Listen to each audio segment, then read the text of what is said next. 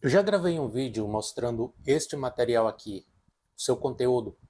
No entanto, por ser um conteúdo muito vasto, eu não consegui mostrar tudo que você gostaria de saber e que contém neste material.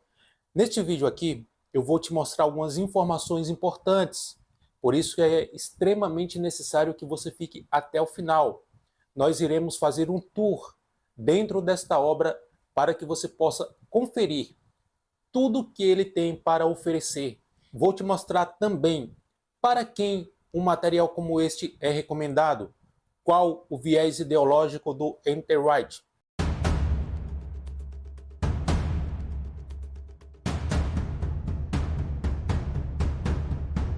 Bom, apresentando essa obra de forma detalhada, você pode até encontrar outros conteúdos aqui na internet falando sobre ele, mas eu te garanto que este vídeo aqui vai elucidar todas as questões que você tem em relação a este material e qual o viés ideológico do Enterwright. Por que é importante falar sobre isso? Ao apresentar uma obra como o Novo Testamento em seu mundo, do Enterwright, é fundamental situar o espectador não apenas quanto ao conteúdo, mas quanto à natureza do material que ele está prestes a consumir. Diferente de leituras devocionais ou comentários simplificados, esse livro se propõe a reconstruir o pano de fundo histórico, cultural, político e religioso do primeiro século, oferecendo uma lente mais ampla para compreender os escritos do Novo Testamento. E dentro tudo isso do seu próprio mundo. Portanto, antes mesmo de abrir as suas páginas, a pergunta não é apenas o que esse livro ensina, mas para quem ele foi escrito e com qual tipo de abordagem. Para quem esse material é recomendado? Esse não é um livro voltado exclusivamente para acadêmicos, mas também não pode ser classificado como uma leitura superficial ou introdutória no sentido mais simples da palavra. Ele ocupa um espaço intermediário, recomendado para estudantes sérios das escrituras, professores, líderes religiosos, criadores de conteúdo teológico e leitores leigos que estejam dispostos a sair da zona de conforto e investir em uma compreensão mais profunda do texto bíblico. Ou seja, não exige formação teológica formal, mas exige uma disposição intelectual, paciência e interesse genuíno em compreender o contexto histórico do Novo Testamento. Para quem busca respostas rápidas ou leituras devocionais diretas, pode parecer denso demais. Porém, para quem deseja entender o por trás do texto, ele se torna uma ferramenta extremamente rica. É um livro acadêmico ou acessível ao público leigo? Essa obra carrega, sim, características acadêmicas bem claras, especialmente no conteúdo com fontes históricas, reconstruções do contexto judaico do Segundo Templo e também diálogo com a pesquisa contemporânea. No entanto, N.T. Wright tem uma habilidade reconhecida de comunicar ideias complexas de forma relativamente acessível, o que faz com que o livro não seja hermético, como muitos trabalhos acadêmicos tradicionais. Ainda assim, o leitor encontrará conceitos densos, análises históricas detalhadas e uma narrativa que exige atenção contínua. Não é uma leitura leve, no sentido comum, mas também não é inacessível. Trata-se de um material que recompensa o esforço daquele que gosta de ler, oferecendo clareza progressiva à medida que se avança na leitura. O livro é imparcial ou apresenta tendências teológicas? Embora a proposta da obra ela seja amplamente histórica e também contextual, é importante conhecer que nenhum autor escreve a partir de um vácuo teológico. O N.T. Wright é conhecido por sua associação com a chamada nova perspectiva sobre Paulo, uma abordagem que revisa interpretações tradicionais do apóstolo Paulo de Tarso, especialmente em relação à lei, justificação e identidade do povo de Deus. Isso significa que, embora o livro não seja um manifesto dogmático, nem esteja comprometido diretamente com sistemas como dispensacionalismo ou calvinismo clássico, ele também não é completamente neutro. Sua leitura tende a desafiar certos pressupostos tradicionais, principalmente aqueles construídos a partir de leituras mais sistemáticas e mesmo históricas do texto bíblico. Dito isso, a obra não se apresenta como uma defesa explícita de ismos teológicos, mas sim como uma tentativa de reconstruir o mundo em que o Novo Testamento surgiu, permitindo que o leitor reavalie suas próprias categorias teológicas à luz desse contexto. Em vez de impor um sistema fechado, o livro frequentemente abre espaço para reflexão, questionamento e revisão de paradigmas, o que pode ser desconfortável para quem busca confirmações, mas extremamente enriquecedor para quem busca compreensão. Portanto, meu amigo, este é um livro que não apenas informa, mas ele vai também provocar. Ele não foi escrito para reforçar certezas prontas, mas para expandir a forma como o leitor enxerga o texto bíblico, deslocando a interpretação de um ambiente puramente teológico para um cenário histórico, vivo, complexo e muitas vezes desafiador.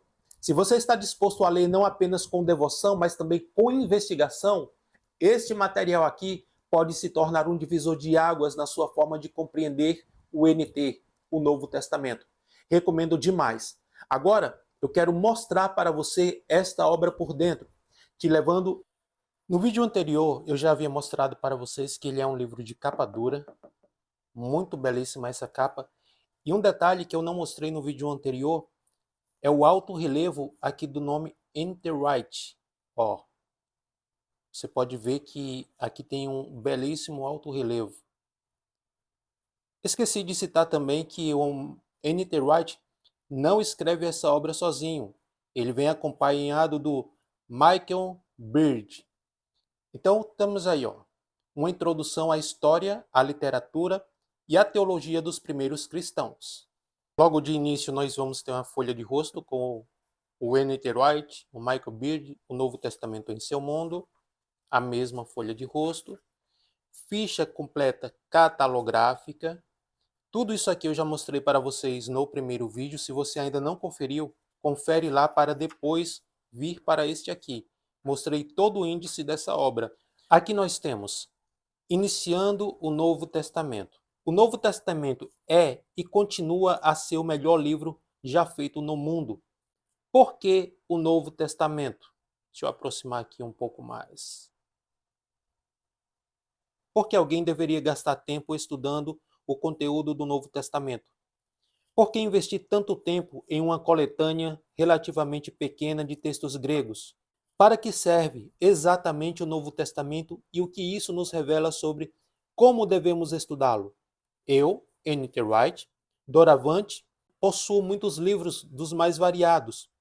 Tenho muitos livros de história e amo descobrir cada vez mais, não apenas sobre o que aconteceu no passado, mas também sobre o que significa estar lá e sobre como as pessoas pensavam e se sentiam.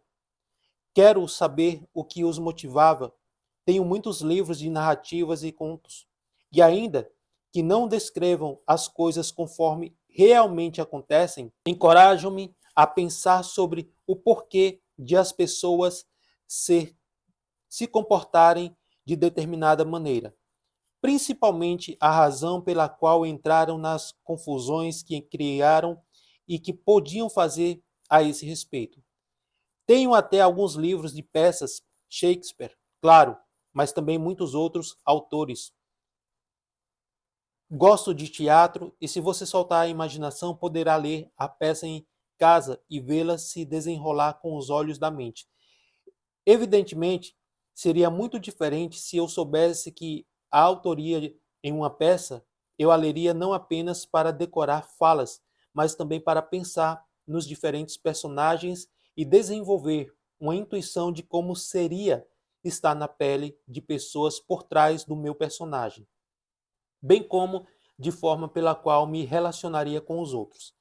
Aqui ao lado, você vai ter destaques do capítulo. Esse capítulo descreve como o Novo Testamento consiste em história, literatura e teologia. Ao fim do capítulo, você será capaz de entender que o Novo Testamento nos leva à adoração e à missão, apreciar a importância da interpretação entre história, literatura e teologia para os estudos do Novo Testamento. Aqui embaixo você tem o Novo Testamento em seu mundo.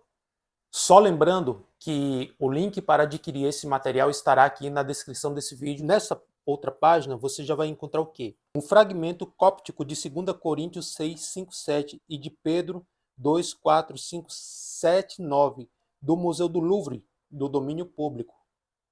Olha que imagem fascinante. Todo colorido, com uma bela impressão, imagens muito nítidas, como vocês podem conferir aí. Vou pular a leitura para nós ganharmos tempo. O que é o Novo Testamento? Vou ler este parágrafo para que possamos ter uma noção das informações que nós teremos aqui. Acabamos de discutir a importância do Novo Testamento. Em seguida, devemos perguntar do que o Novo Testamento é feito. Em um primeiro momento, a resposta é fácil. O Novo Testamento é composto por 27 livros dos mais diversos gêneros. Foi escrito por diversos autores diferentes e muito provavelmente editado por outros.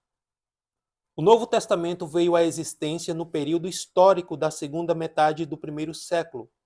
É tido por cristãos de todos os tipos como em um outro nível de escritura inspirada. Evidentemente, conhecer esses fatos sobre o Novo Testamento não torna você um conhecedor em um sentido mais profundo.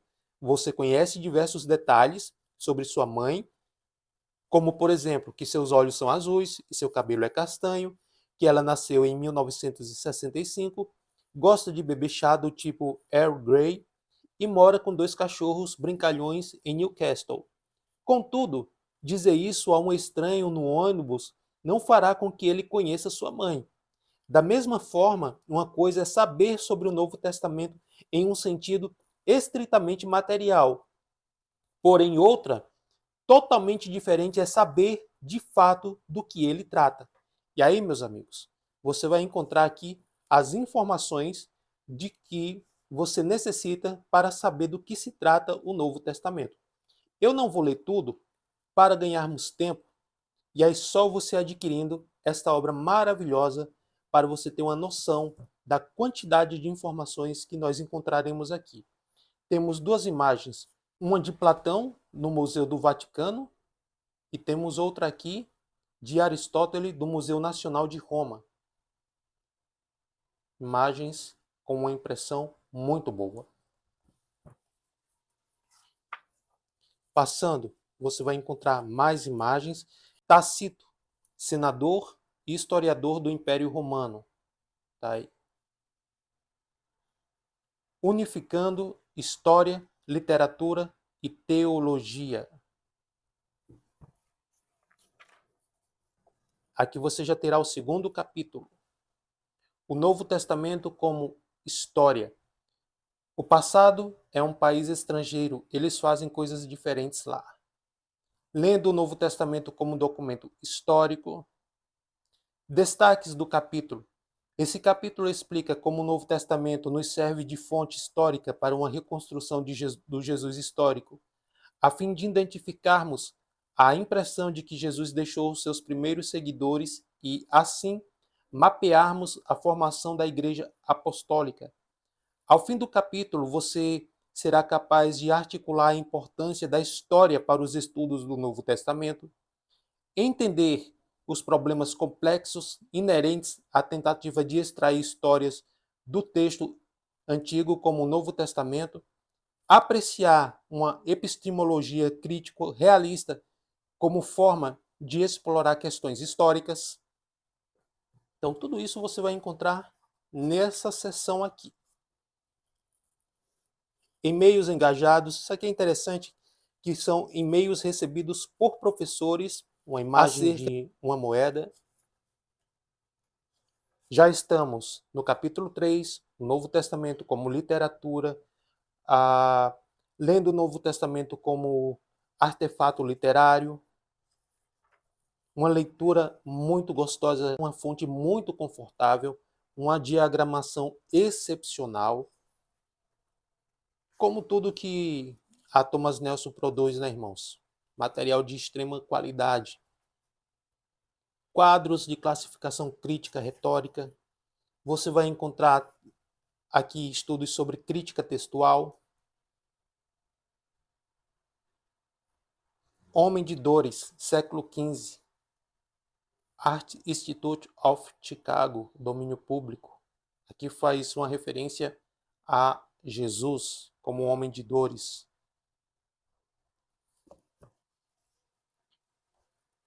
História dos judeus entre o Império Persa e Romano. Judeus do exílio babilônico, a dinastia Asmoneia. Mapas. O mundo judaico reconstruído. É muita coisa que eu teria aqui para mostrar para vocês com detalhes, mas aí tomaria muito tempo. O contexto greco-romano da Igreja Apostólica. Queridos, posso assegurar para você que esse é um material riquíssimo no que ele se propõe a apresentar. Um conteúdo informativo bastante amplo e, como eu falei no começo desse vídeo, ele vai trazer o pano de fundo da época do Senhor Jesus ou Yeshua. Olha aí que imagem belíssima. O mosaico de Jesus datado de 532, 537 em Hagia Sofia, Santa Sabedoria, Istambul, Turquia. Jesus e a vitória de Deus. No outro vídeo eu falei um pouco sobre essa questão dos temas, nos instigar bastante para consumir esse conteúdo. O estudo do Jesus histórico, imaginando um Jesus histórico. Por que estudar o Jesus histórico? Aqui eu estou na página 168. Olha a quantidade de páginas que ainda teria para mostrar aqui para vocês. Este material ele vai contar com nada mais, nada menos do que 973 páginas. Está desfocado, mas olha aí, dá para ver agora. Aqui é a página do índice remissivo. Então, um conteúdo muito bom, com temas profundos, com imagens assertivas de extrema qualidade, um material muito bom de estudo, imagens coloridas belíssimas, manuscritos você vai encontrar aqui. Que manuscrito é esse? Vamos lá. Em Lucas 4, 16, 21, Jesus se levantou e leu Isaías 6, 1 e 2, indicando aqui, a partir de um manuscrito semelhante a este, o grande manuscrito de Isaías, datado de 100 a.C., de Israel Museum, domínio público. Olha que fascinante, irmão. Você precisa adquirir esse material. Eu vou deixar o link para adquirir essa obra aqui na descrição desse vídeo. Para finalizar, eu quero mostrar algo que eu estava lendo sobre o Evangelho de Lucas, porque eu estou fazendo a leitura do Evangelho completo de Lucas. E aqui traz muitas informações poderosíssimas. Você sabia que Lucas, além de médico, de evangelista, ele era um historiador? Eu até fiz algumas marcações aqui, olha. Terceiro ponto que ele vai falar aqui sobre Lucas. Em terceiro lugar, Lucas é o artista literário do Novo Testamento. Ele escreve em um grego elegante e refinado. É Lucas que nos traz alguns dos momentos mais memoráveis do Novo Testamento. Nenhum outro dos evangelhos você vai encontrar as informações que Lucas traz. Ó. O Magnificat de Maria, Lucas 1, 46 ao 55. O Sermão de Jesus em Nazaré, Lucas 4, 16, 31. A parábola do filho pródigo, Lucas 15, 13, 11 ao 32. Os dois discípulos no caminho de Emaús, a ascensão, o dia de Pentecoste e o concílio de Jerusalém. Aqui já faz referência a Atos, porque alguns estudiosos faziam referência ao livro de Lucas e Atos como sendo um só, como vocês veem aqui.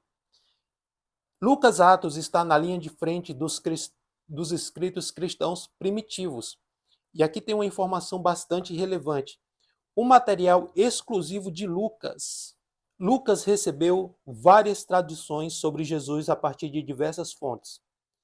Nos materiais que ele recebeu de Marcos e na tradição dupla que ele tem em comum com Mateus, podemos observar algo sobre a mão editorial de Lucas e seus vários resumos, reformulações, omissões e glossas. Nas outras passagens, Lucas conta um conjunto de informações, histórias e frases que se encontra somente em seu evangelho, que são de sua própria autoria, proveniente das fontes às quais apenas ele teve acesso. Esse material exclusivo de Lucas é chamado em geral de L, correspondente a especial de Lucas, e inclui. Olha a quantidade de informações que Lucas traz no seu evangelho, que não encontra-se em nenhum outro evangelho, somente no evangelho de Lucas. E de onde Lucas trouxe essas informações? Se você não vai encontrar no evangelho de Mateus e nem no evangelho de Marcos, que foram fontes diretas para Lucas construir o evangelho que leva ao seu nome. Porém, o que nós não sabíamos é que Lucas teve acesso a outras fontes, por ele ser também um historiador, coisa que Mateus, que João e Marcos não eram. Matityahu, Mateus e Yohanan foram discípulos que caminharam com Yeshua. Já Lucas, ele era um pesquisador. E olha aqui as informações que ele traz no seu evangelho que não se encontra em nenhum outro. Pregação de João Batista, milagre de Elias para os gentios, Jesus ressuscita o filho da viúva de Naim, o perdão da mulher pecadora, parábola do bom samaritano, conflito entre Marta e Maria, parábola do amigo importuno, parábola do rico insensato, parábola do servo vigilante, aviso de arrependimento para não perecer, parábola da figueira estéril, cura de uma mulher encurvada, alerta sobre Herodes,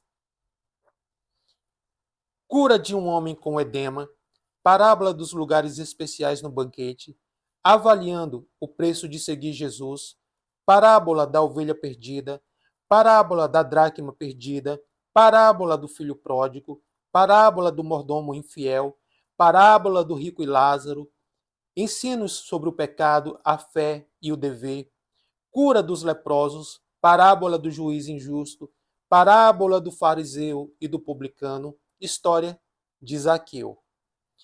Como mais ou menos você encontraria em um manual bíblico. No entanto, aqui com informações muito mais amplificadas. Bom, irmãos, é isso. Vamos finalizar por aqui. Como vocês podem ver, olha, o que eu estou falando é mais ou menos assim. A carta aos Hebreus, aí você terá uma introdução, você terá os destaques do capítulo, e aí você pode estudar a carta ou o evangelho ou o livro que você está lendo com muito mais profundidade. E aí, o que você achou dessa obra? Vale a pena o investimento? Eu posso te falar por mim, valeu muito a pena. É um verdadeiro investimento em conhecimento bíblico. E em nada mais precioso do que você investir no seu conhecimento acerca das Escrituras, porque este é um investimento para a vida, um investimento de valor eterno. Quero convidar você que não é inscrito ainda no nosso canal a se inscrever aqui embaixo. Você já viu que aqui nós não tratamos as Escrituras de forma superficial, sempre recorremos à matriz hebraica para podermos trazer conteúdos de forma mais profunda. E se você não é inscrito, inscreve-se aqui embaixo